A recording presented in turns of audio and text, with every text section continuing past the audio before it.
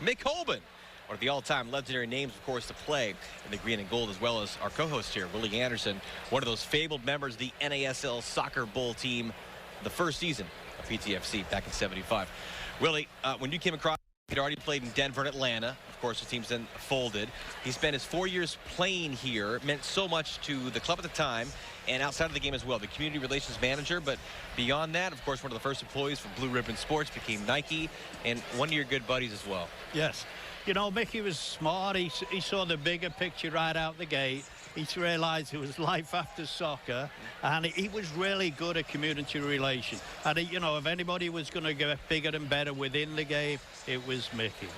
And he, you know, ends up running Nike, so hey. Well, I had a great time sitting kind of fly on the deck when you guys chatted, shooting the breeze on Mick's deck. Part one of their chat, throwing it back right now.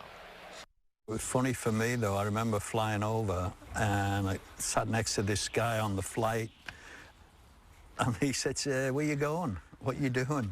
And I told him, he said, what's the name of the team? The Portland Foresters. I had no idea who the team was. I mean, I just knew, you know. I remember with Vic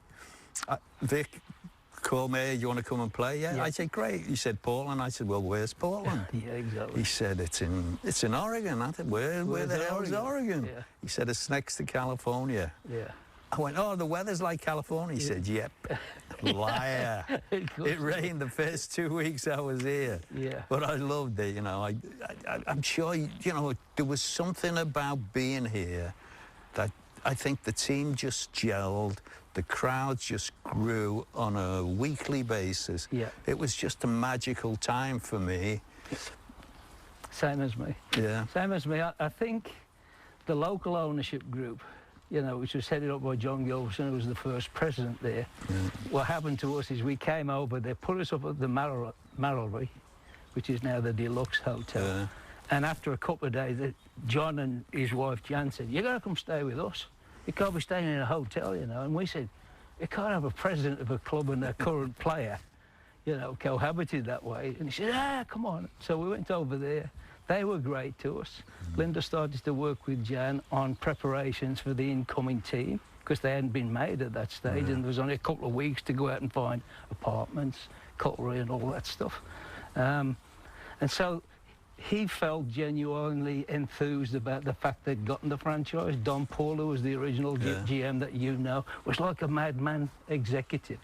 You know, very loud and brash and cigarette and tan and big ring on his finger from his NFL career and stuff. Just Mr. Personality, like a Barnum and Bailey type guy. And I'm thinking, and Dennis O'Meara, who was our local guy that knew a lot about soccer, that little combination of things, as well as then knowing the quality of the players coming in, I just thought we might have a chance here. Yeah. And then once we started to play, yeah, that season, I mean, you know, I played for 20-odd years, and that season still stands out of all the other things I ever did. Yeah.